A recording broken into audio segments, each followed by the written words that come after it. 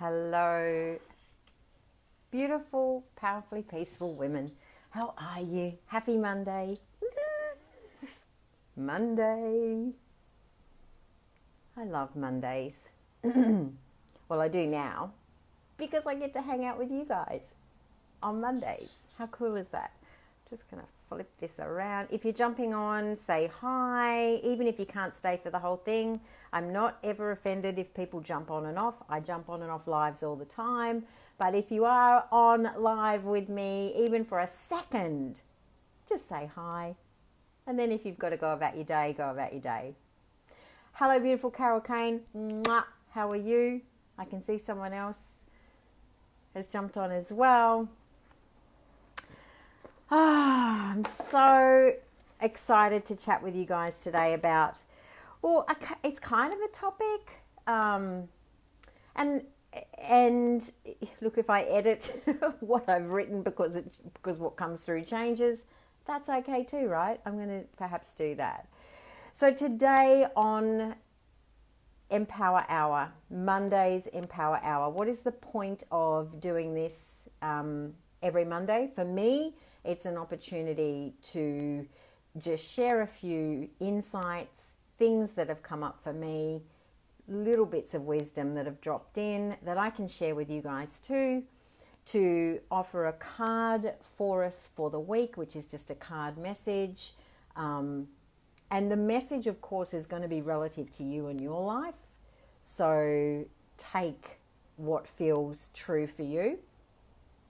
And then from the message, we will derive what the soul voice question is for us. And we will finish out our Empower Hour with a soul voice meditation, which just takes 10 or so minutes, which we can do anytime.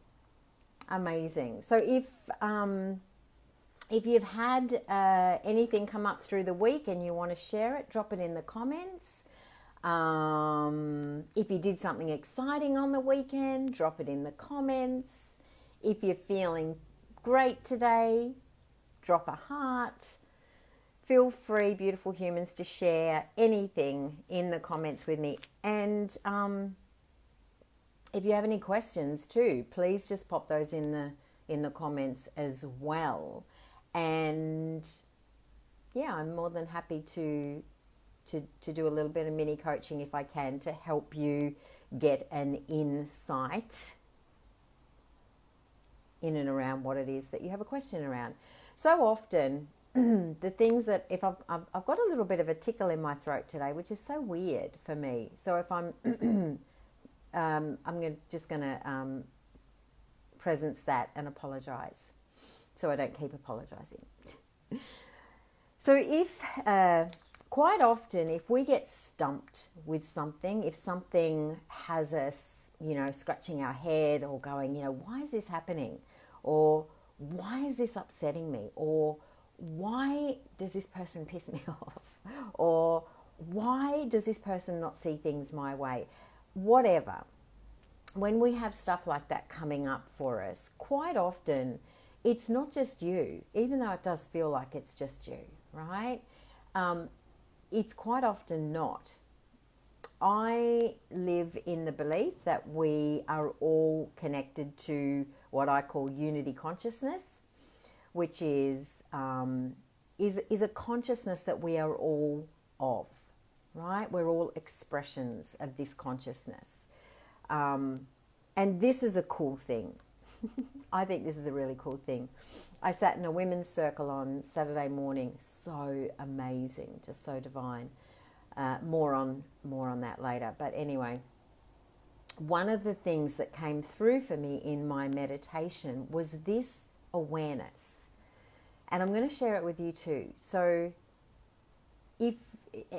imagine, I was sitting in a women's circle, but imagine that you are in a room and everyone that has irritated you in the past week, that's not what was happening in the circle, but I'm just setting this up for you. So let's just imagine that everybody that has irritated you in the past week is in a room with you.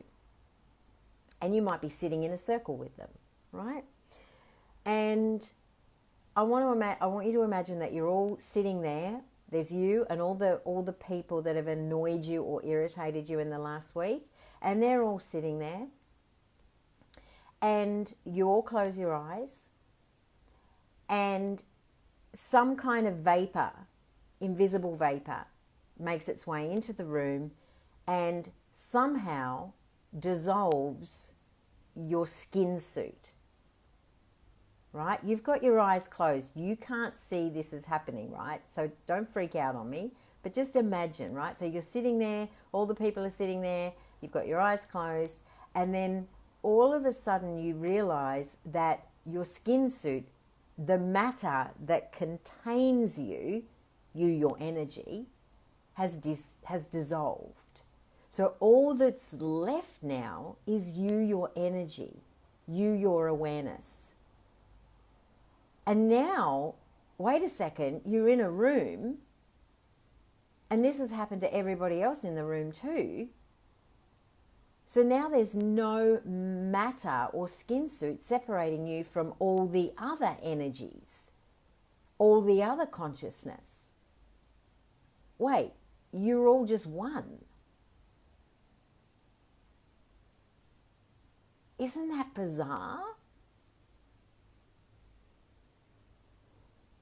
It's almost like, and let me know if this is true for you too, it's almost like all of the irritation isn't in the energy of you or them, or the consciousness of you or them. All the irritation just happens to sit in the matter, sits in the skin suit. So for me, having that come through was like, whoa.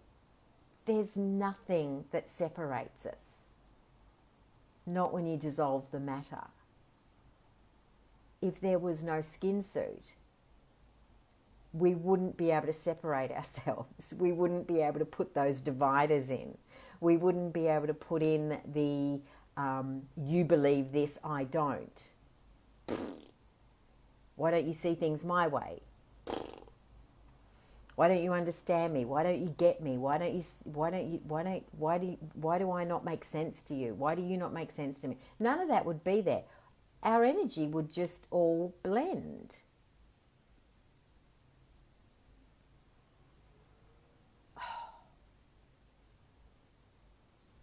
Do you just kind of feel a release from that? Oh, I don't have to keep these barriers up. I don't have to keep anything in place. I don't have to keep the separateness. I don't have to try and figure this out. I don't have to get them to figure it out either.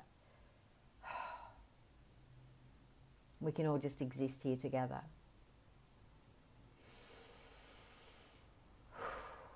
Isn't that a beautiful space from which to begin any communication? Oh, we're all the same. Oh, I just love that idea. Love the concept of that. Okay, who's with me? I can see Carol is with me and there's someone else with me. If you are with me, please pop a heart or a g'day or anything. You don't even have to say anything. You could just hit the heart button a couple times. That will make me really happy. Not that I'm not happy, otherwise I am.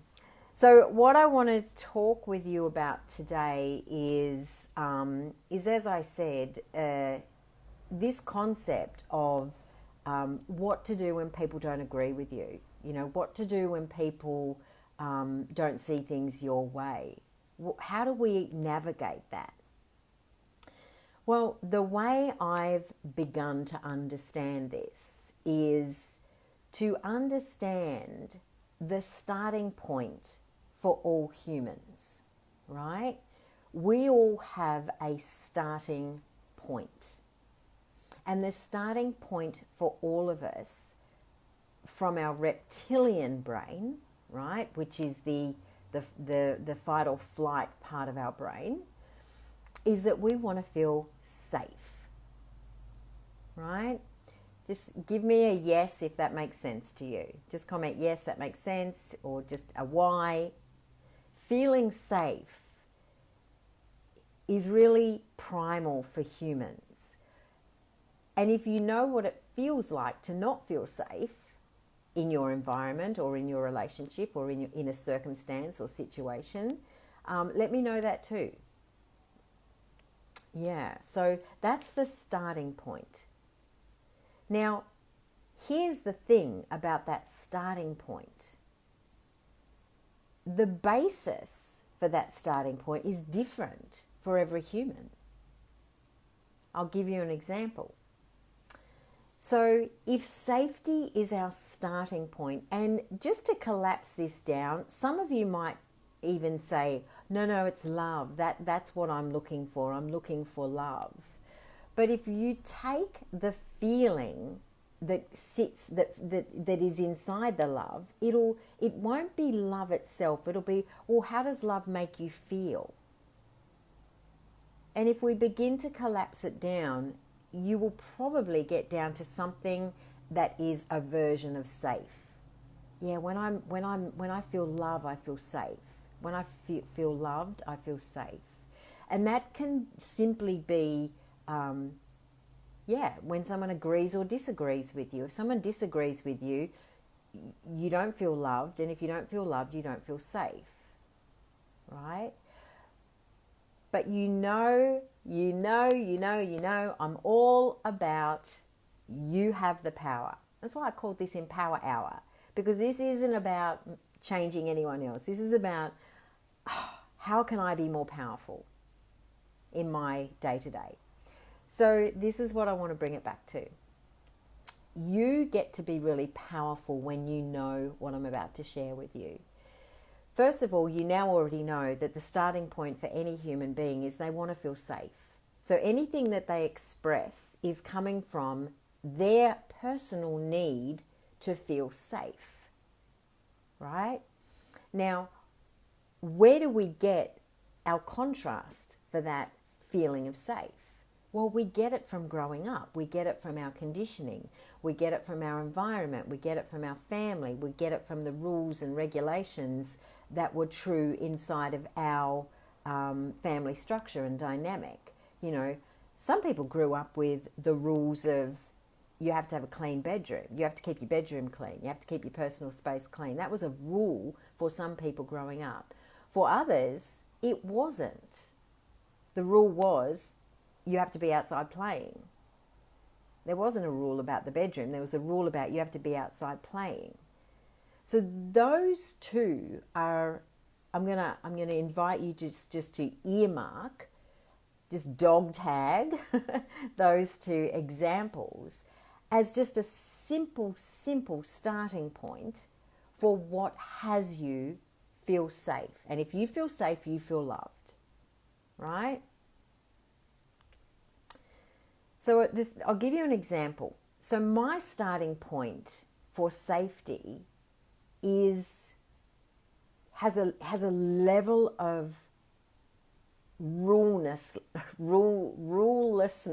to it. Meaning, for me to feel safe, I like less rules. That's how I feel safe. Less rules. Now, someone else may feel safe with more rules, right? Rules is just an example here. It's just language. So for me then, as I grow and as I become an adult, the choices and decisions I make, the things I choose for myself, are going to be the things that have less rules attached to them. Why? Because as a child, that's how I felt safe. I grew up on a farm and I was one of the kids that I didn't have to keep my bedroom clean. I was told to be outside. So for me, I've got safety built into me in freedom and expansion, right? Like the openness, that's safety to me. You know, I had no rules when I was outside, right? Apart from I couldn't start the chainsaw and I wasn't allowed to swing the axe. But that's not much, right? Apart from that, I could pretty much do whatever I want. I could build a billy cart. I could build a tree house. I could run around in the paddocks. I could play in the hay barn. I could do whatever the hell I want. Like literally I had this, and that was safe for me, right? I got safety in that, right? Love. That's what safety is. You feel love. Now, take someone else. In fact, I've just thought of this. My best friend had exactly the opposite. She was raised with, she had to keep her bedroom pristine. She wasn't encouraged to go outside and play, And in fact, if I look at the two parents in this, my parents versus their parents, it's not versus, but looking at, the dynamics of that,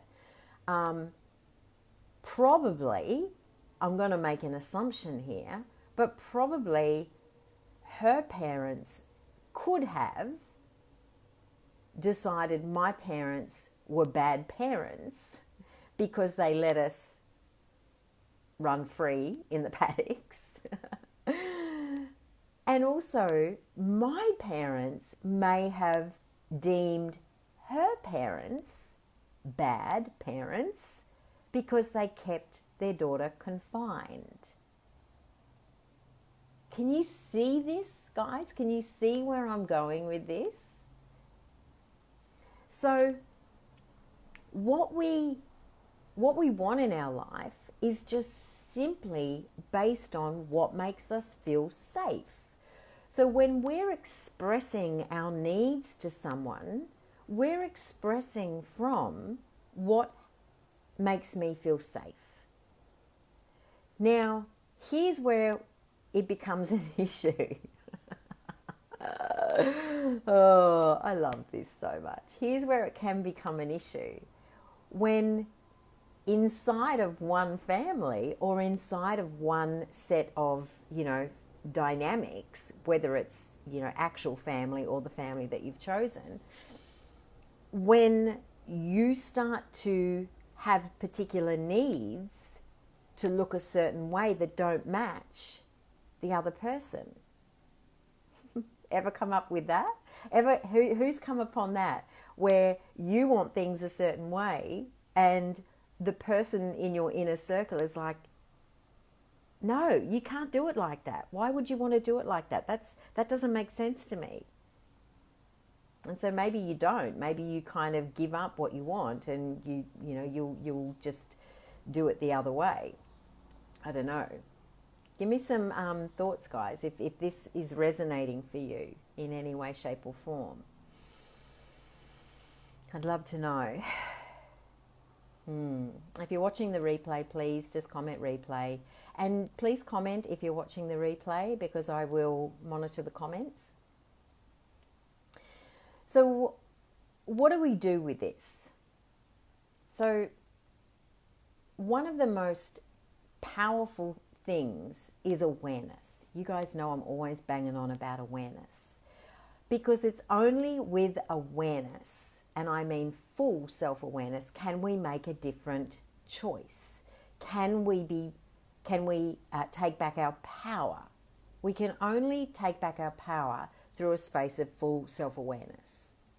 So knowing this is actually exceptionally powerful because it means that you don't have to go into battle for what feels true for you, and you don't have to go into battle against what might be true for someone else. Now, I want to give you a modern day example of this, and this might give you some freedom around this. Maybe you're already okay with it. But there's a real division out in the world right now. I don't know if you've noticed. But there is a real division around lots of things, right? There's division around the vaccine. Some people are all for it. Some people are fully against it. There is division around the masks, right? Some people are all for them, some people are fully against them. There is division around the lockdown. Some people feel that they're fully necessary, some people feel that they're absolutely not, right? And I could give you other examples as well. I could give you, even not looking at those particular examples, but even looking inside your home, you are going to have, you might be as the parent. So for me, sleepovers for my teenage kids was an issue, right? Unless I knew the parents, I wasn't down for my kids going for a sleepover. Right? Where was that coming from? Well, it was coming from me wanting to create safety, right? Which to me was love. But it didn't land on my kids that way, right? It didn't feel very loving to them, right? Because for them at that point in their life, what felt like love to them was to have more freedom. So you can see, I'm hoping you can, I'm hoping I'm making sense with all of this. You can see how we end up in conflict and disagreement, because our beliefs are just coming from that grounded primal thing that made us feel safe as a kid. But what is happening is we're making everyone else wrong for what had them feel safe as a kid. And I had this bing, bing, bing moment with this week around this. I wrote some notes and I haven't gone anywhere near. I'm not even going to try and I'm not even going to try and get into these notes because they're not going to make sense now because I'm off and running in this other direction. But if you can know that someone is making a choice or a decision or has a belief around something because it makes them feel safe in some way, shape, or form, isn't it easier to let your own resistance go around that? Isn't it easier to go, oh, this isn't about them or me. This is actually just about, this makes them feel safe. That choice makes them feel safe. Oh, and wait a second, I get to make that choice for myself too. I'll give you another example. When I, for almost 4 years, I house sat and pet sat. Because what made me feel safe was the expansion of not having the walls too tight around me, right? For me, the tighter the walls, the more unsafe I feel. So imagine if I gave that up to live in accordance with someone else's ways. It's going to stifle me, isn't it? It's going to choke me. I'm going to have this constant sense in my body, something's wrong, something's wrong, something's wrong. I'm going to be in this sense of fight or flight because I'm going against what is my safety, what is love for me. And so my invitation is for you to maybe have a look somewhere, is this occurring in your life? Do you find safety in wide open spaces, less rules, or do you find safety in more rules? And let me tell you guys, there's no right or wrong here. This is the important thing in all of this. There's no right or wrong. There's just what has you feel safe, love. And what allows that for someone else? And can you allow the other person to have what they need to feel safe, and can you do the same? We don't have to go into a right and wrong battle here. You know, we don't have to. Imagine if you, imagine trying to force someone to feel safe the way you feel safe if that's not their truth. That's hard, isn't it? You're going to just be locking horns all the time. You know, I know my parents have passed away, but I know, you know, my parents, you know, they grew up in an era of, they like rules, right? And yet they raised kids, you know, the way I took on what they showed me, I took it on as no rules. But their rule was just simply, you have to be out of the house. See how we do this? See how we take this on? Interesting, I'm finding now as I've done more work on myself, the more someone tries to do for me, the more, let me just see what that says, the more I feel unempowered and stifled, as you put it. Yes, I love that you've shared that, Carol. Thank you. So here's where we get to look here versus why is this happening? Why am I so stifled right now? And looking outside of ourselves and going, oh my God, I'm so stifled because that person is stifling me. No, they just need things to be a certain way for them based on their inner environment. But you get to do that too. You get to choose, how can I honor what makes me feel safe? And quite often what happens is we end up in this, you know, this battle of these dualities where our body is telling us one thing, but our external circumstances are trying to make us be another, or trying to impact us. And we're going, why do I feel this split here? Why do I feel, you know, this dichotomy of, this makes me feel safe, but everyone's kind of telling me I need to do it this way. And remember, I want to keep coming back to, there's no right or wrong. You know, having wide open spaces for me gives me a sense of safety. It does not give others a sense of safety. That would make them feel very unsafe.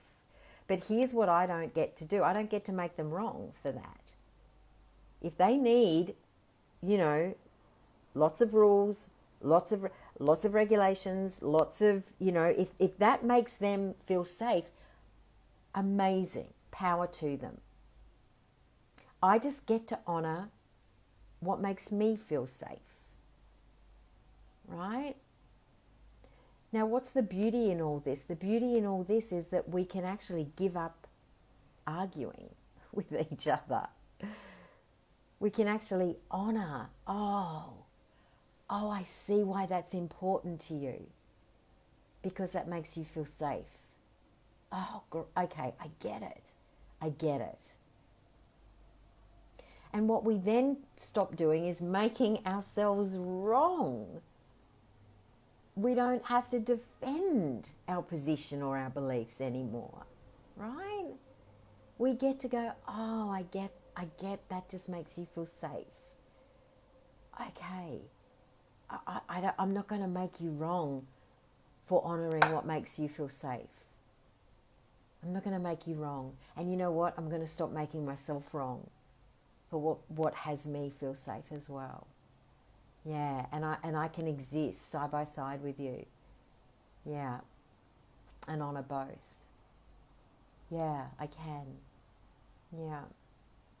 You know, the choices and decisions we make from an open heart, from compassion, from empathy, from understanding, from one of inclusion and not exclusion, from one of acceptance and not rejection or resistance.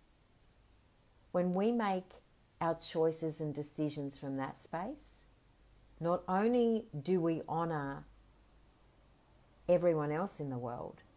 We begin to honor ourselves mostly. Yeah.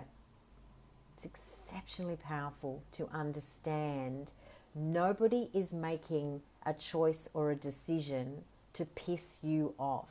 I didn't make a choice or a decision to piss off my kids. I just made a choice or decision from a sense of what makes me feel safe. What made me feel safe was having my babies near me in that moment. So the invitation for you here is to have a look at the safety element. It feels like a global challenge to feel safe when there is so much mistrust. There seems to be a lot of investment in division and cooperation. Kathy, I love that. And yeah, that's partly why I think I got this download to share this today. What I do know for certain, because this happened to me about 3 weeks ago, I found myself getting pulled into the storm. And that's going to happen, right? It's going to happen for us. We're going to get pulled into the storm of life. And then we get to realize that's what's happening, and then we get to come back into ourselves. So when I see the word mistrust, what I become really reminded of, for me, the opposite of that is self-trust. When I am trying to get my safety from gaining trust outside of myself, I'm actually giving up the power of self-trust, because that's kind of all I've got. You know, the greatest trust there is to foster is self-trust. Do I trust my, second word, self? Do I trust what she knows? Do I trust what is truth in her body? Our bodies never lie. Our bodies are always telling us. But if you circle back to the top of this conversation, oh, amazing. I love that it's landed. I do. But if we circle back to the top of this conversation, where our unease, upset comes from is when we are trying to get the world to come across to what makes us feel safe. That's futile. It is futile. But imagine a world where we were all honoring what makes us feel safe. Now, this is going to mean that we honor everybody's choices, being that choice is right for them.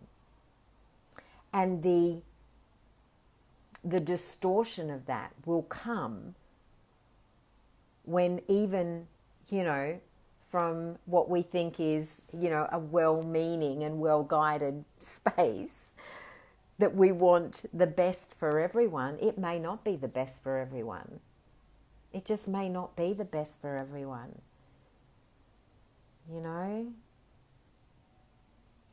Yeah, we have to be able to honor what is right for everybody on this planet.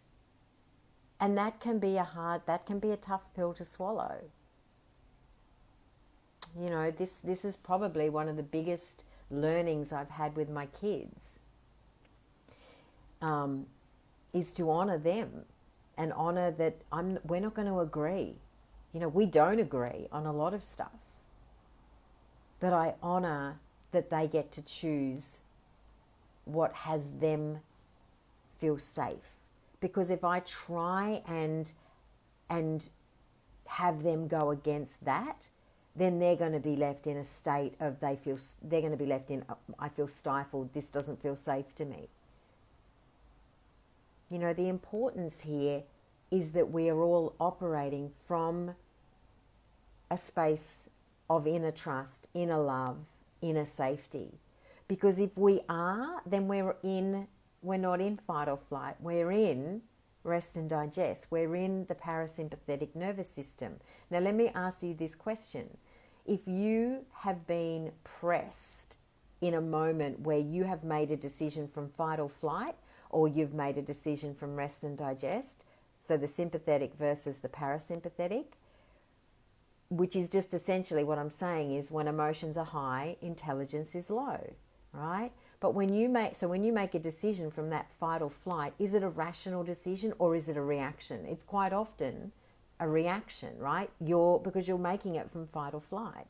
But if you drop into rest and digest, which is essentially your body feeling a sense of safety, which is love, because that's how we learn love as children. Love to a child is just, is this safe? Is this familiar? Safety and familiar. Children don't know how to rationalize love. They just know this is safe and familiar. For me, running around in the outdoors was safe and familiar. Therefore, that's love. So it's about coming back into ourselves and allowing everybody else to do the same. We do not have to make someone else wrong in order to be more right. And being more right isn't going to have you be isn't going to have you be safer. You get to have that sense of safety as your start point. But let's allow everybody else to have that sense of safety as their start point, whatever that is for them. You know, my whole family have all got very different, all my family and friends, we all see what's happening in the world completely differently. And I don't try and make them see it my way, right? I allow them to see it their way. And I also get to decide how much time I spend in that conversation with them as well. You know, does that serve me to stay in a conversation that I don't necessarily agree with? No.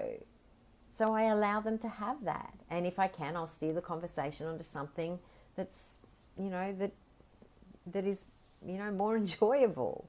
You know, we give up so much self-responsibility to the world. We really do. You know, the only thing that, if we're upset about anything, that's on us. It's always on us.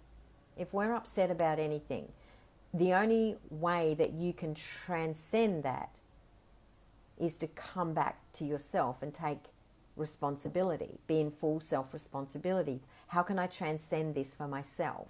How can I move myself from fight or flight back into rest and digest? What can I control versus, what can't I control? Most of us are getting pulled into trying to control what we can't control. We can't control other people. And quite frankly, it's not our job to control other people. It's not my job to tell someone what their point of safety is for them. That's just thinly veiled oppression, right? Oh my goodness, it's quite funny when you think about it. A lot of the spiritual community to me is coming in hot, and it's just thinly veiled oppression. We want you to think like we think. It doesn't work like that. We have to allow people to be in a space of what is true for them. And do that from a space, with a wide open heart. If we seek to understand versus seeking to be right, yeah, our energy will be different. And now, and imagine a collective energy that is from that space of, I don't need to make you wrong to make me more right. I'm safe. I get to create my own safety in honoring what has me feel safe. And I'm gonna honor that you get to do that too. Yeah. Yeah. It's so easy to get pulled into the storm of this.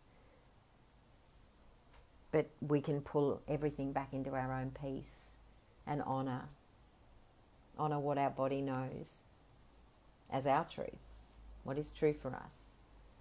Yeah. And if you find yourself in an opposing situation, remind yourself of that. If you feel a sense of, anything coming up in your body, you might be able to actually go, oh, hang on a second, I can see what's coming up for me right now. I'm in a, this is where I normally feel safe, and I'm currently not in that situation. Okay.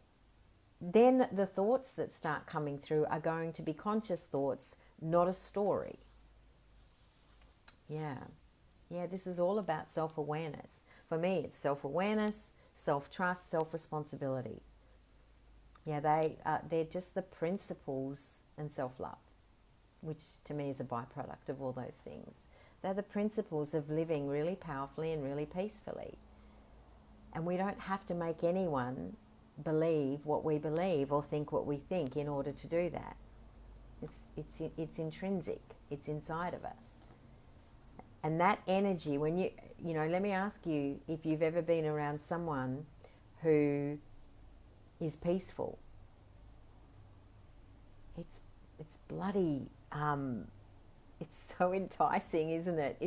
Don't you feel safe around someone who feels peaceful? Yeah. Yeah. Now imagine that's you. You're going to be giving people permission to feel that for themselves. Yeah. So true, Kathy. Yeah, so beautiful. My intuition feels that it's being tested at the moment. In what way, Carol? Do you want to expand a little bit on that? So my intuition feels like it's being tested at the moment. So I would maybe offer that it's not your intuition that's being tested, because you will know your intuition. If your intuition is guiding you somewhere, what I would offer that's being tested is you may or may not be ready to trust your intuition. Sometimes our intuition tells us something that our mind goes, oh my gosh, I can't do that. Well, that doesn't make sense.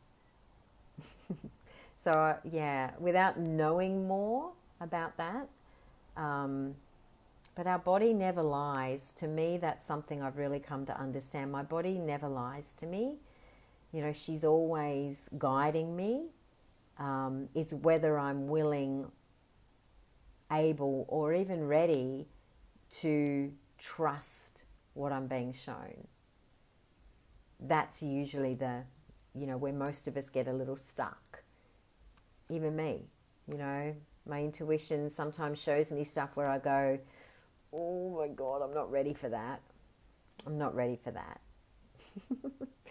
But at least I have an awareness of it. And then I get to, spend time being with it. So without knowing more of what you mean by that statement, and I don't know if that helped, what I just said, I've got a card here that's jumped, so I'm going to go with this. You can never make this stuff up as to these messages. And what I've been talking about today. Now, I'm going to try and pronounce this correctly. I think it's Vajrayogini. Vajrayogini, I think, is the message for today. She is, I guess my mind is listening to something / others, but my intuition isn't agreeing. Yeah, okay. I guess my mind is listening to something / others, but my intuition isn't agreeing. So my invitation to you would be to drop into some stillness and sink. You could do the soul voice meditation that we do, and I've done several of these in the group now. Though what you could do is change the question, right? this is what I often do with my soul voice meditation. I mean, sometimes I use the question from these cards, but you don't have to. You can use a different question. But my go-to question always is, what do I know? Right? So the soul voice meditation is where we take 3 intentional breaths, we sink into our heart space, and we ask a question. Now, the question that I ask in almost all my soul voice meditations is, what do I know? What do I know? What do I know? And then I listen, and then I tune in and listen. And it brings you back to the part of you that in the Gospel of Mary Magdalene reminds us of our gnosis, the eye of the heart, right? Gnosis, gnosis. Gnosis is what we know by heart. It's the voice of our heart. It's the eyes of our heart.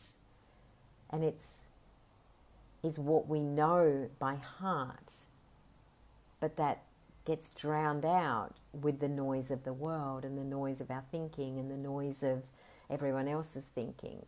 So the soul voice meditation is just a beautiful, beautiful way to sink into asking, coming back to, wait, what do I know? What do I know? And then just allowing that to come through in a feeling, in a vision, in words. Or if nothing comes through, allow yourself to be open through the day to be shown. You will be shown. Yeah, I love the soul voice meditation for that. So that's an invitation for you in today's soul voice meditation, which we're going to do in a minute or two. You can either go with the question that this beautiful, beautiful card message is inviting us to go with, or you can change the question to just simply being, what do I know? What do I know? And then allow yourself to tune into that.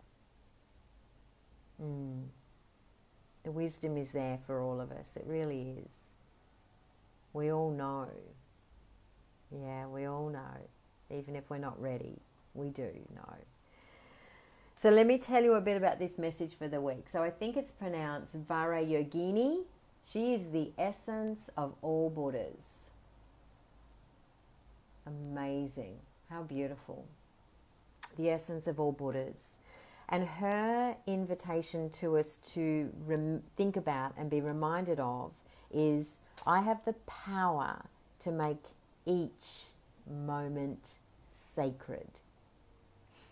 It's exactly what we've been talking about. I have the power to make each moment sacred. And then the other thing she reminds us of is, everything is material for my liberation. Right? We're not here to liberate anyone else. We're here to liberate ourselves. The byproduct of liberating ourselves is that others will be liberated. But we do often as humans go about it back to front. We're not here to liberate anyone else. We're here to liberate ourselves. The byproduct of that would be a liberated world.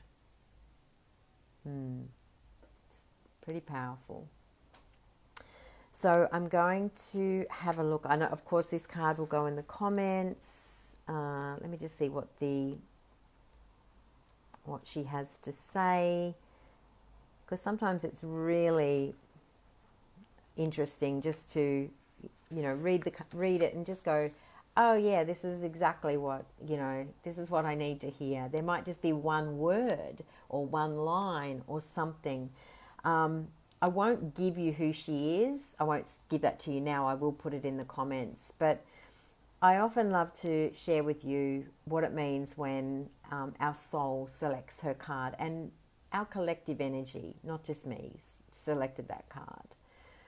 So no matter what has happened recently or in the past, Vajrayogini reminds us that we possess the fierce wisdom that transmutes any pain or suffering into deep lessons that free us and bring us more joy. I'm giggling because it's exactly what we've been talking about today. She's the call to wake up if we've fallen into that old myth that something or someone outside of us is going to save us. I always chuckle because I cannot make this stuff up. I cannot make this stuff up. I've just spent 20 or so minutes talking about exactly this, and then we get a card that just goes, yeah, girl. Yeah. I love it. Thanks, Vajrayogini. I love it. So she's here to make it loud and clear that what is within us will save us. I am laughing because I just find the humor of the collective consciousness hilarious. Like, it's just, isn't it funny that this is what we're receiving today? Oh, there's a beautiful bee out there on my lavender. And why is that remarkable? Because I'm 9 floors up and I planted some lavender on my balcony and I've attracted a little bee. Oh, so yeah, can you make a difference? Can one person make a difference? Yeah, I just made a difference to that one little bee. So good. So her energy is sharp, intense, and uncompromising. She will not let you just my phone battery is running out. Her energy is sharp, intense, and uncompromising. She will not let you remain in an illusion or a disempowering story about who you really are.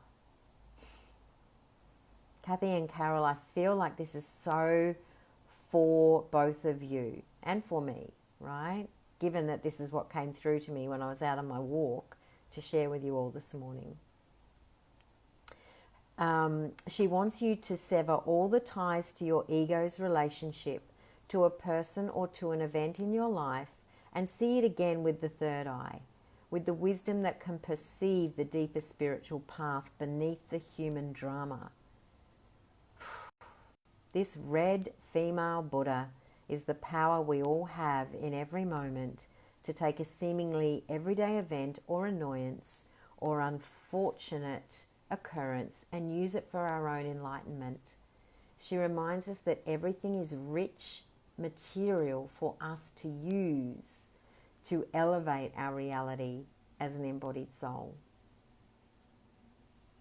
Oh, I'm just like, I don't know how you girls are, but I'm just like, whoa. Now, the question she's inviting us for our soul voice meditation to ask is, can I see the lesson in the chaos?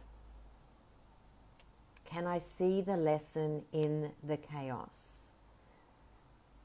So that's the question we're going to go with in our soul voice meditation, or you are going to go with a different question. You might have a different question you want to ask your soul voice,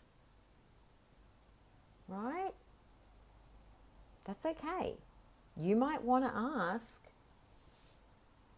what do I know? You might want to ask, what do I know for sure? What do I know that I've forgotten? What do you want me to know? Whatever question feels true for you, or you can ask the question, can I see the lesson in the chaos? Can I see the lesson in the chaos? All right, we're going to do our soul voice meditation together now. And just as a reminder, what is it? It's 3 intentional breaths. You can do this soul voice meditation 1,000,000 times a day. It is just simply 3 intentional breaths. And if that is all you do as your soul voice meditation, is to pause and take 3 intentional breaths, that in itself will reconnect you to your soul voice. We're going to take it a little further and just spend a little more time inside of the meditation today. We're going to take our first intentional breath together. We're going to drop in, right? Come into our body. I'll guide you. The second, intentional breath is once we've arrived in our heart space and as we ask the question. Then we're going to have a couple, 2 or 3 minutes of silence to receive the wisdom, receive the message. It may be via a feeling, it may be via words, it may be via a vision, maybe via your senses. You might hear something, or you may not receive anything, and that's okay too. And then the third intentional breath is as we come back into our body and we offer gratitude to our higher self, to our soul voice for the wisdom, right? We may receive this. You may receive your guidance or your wisdom or your reminder throughout your day as you go about your day. So let's do this together now. So let's start by just closing down our eyes. If you're driving, don't do that. Just if you can always come back to the recording later and do the soul voice meditation. I'll put a timestamp in the post.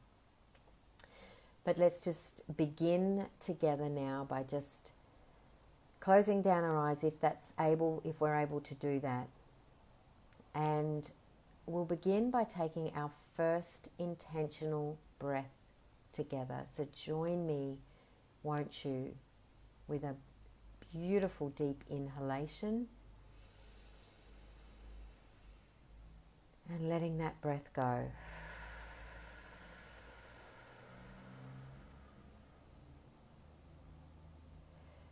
And now my invitation to you is to imagine a beautiful ring of light, like a halo, surrounding your entire body. And it's just a beautiful thin ring of bright white light, completely surrounding your body, almost like an egg shape from the tip of your head down to your feet and back up again. And just allow this beautiful white light to begin permeating your cells and your skin, filling up all the spaces between your organs, under your skin, in all the places and spaces in your body. And as you do that, we're going to invite ourselves energetically back into our bodies. And I like to do this by saying, I call myself back from all time, places, and spaces. I call myself back from all time, places, and spaces. And just notice any energy that you may have left somewhere today, coming back into your body, in through that beautiful ring of white light, and just landing peacefully, like a warm glow, back into your heart space.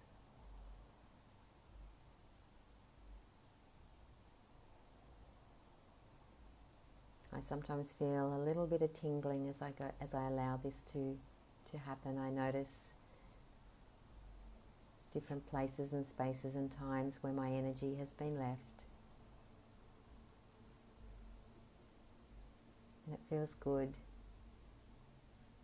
knowing that at any time I can call myself back from all time, places and spaces.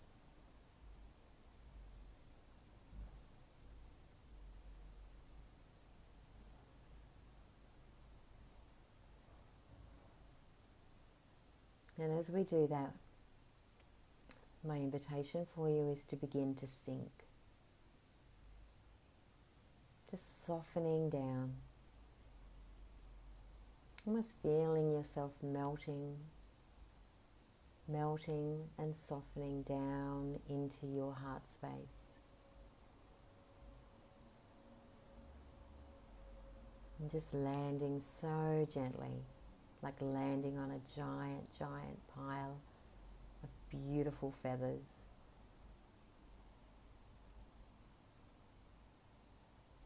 And just noticing every muscle in your body relaxing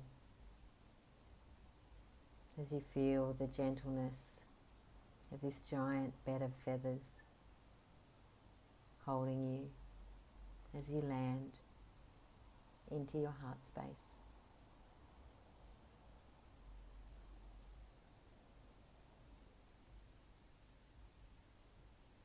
And as you find yourself laying on that beautiful bed of feathers, being held in that soft, soft space, we take our second intentional breath together. And as we take this second intentional breath, we ask our question: what is the lesson in the chaos? Or you may ask whatever question feels true for you to ask of your higher self right now. Let's take that second intentional breath together, breathing in and breathing out the question: what is the lesson in the chaos?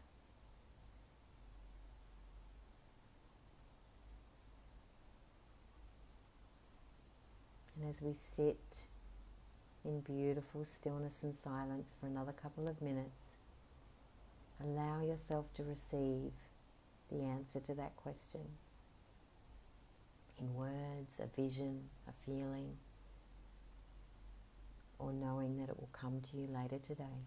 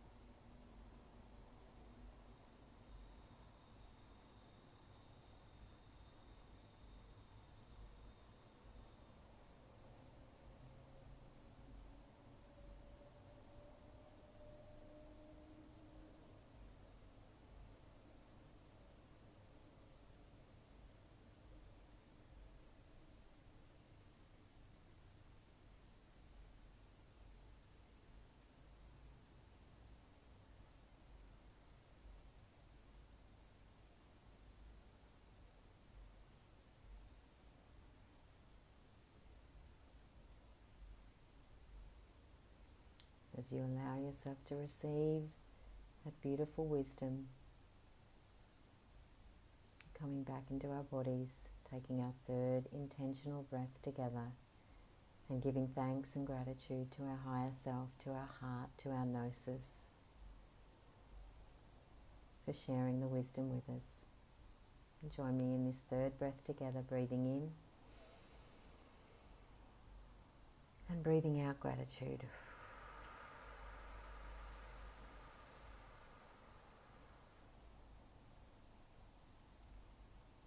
And when you're ready, just coming back into the full awareness of where you are. And when you're ready, open your eyes.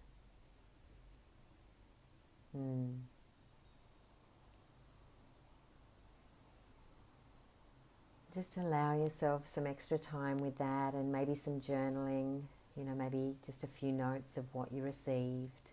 And if you didn't receive anything, that's absolutely perfect as well. You may be shown something today in a song or song lyrics, or in something that you see or something that you witness. Yeah, just being open to receive any wisdom that your higher self wants for you.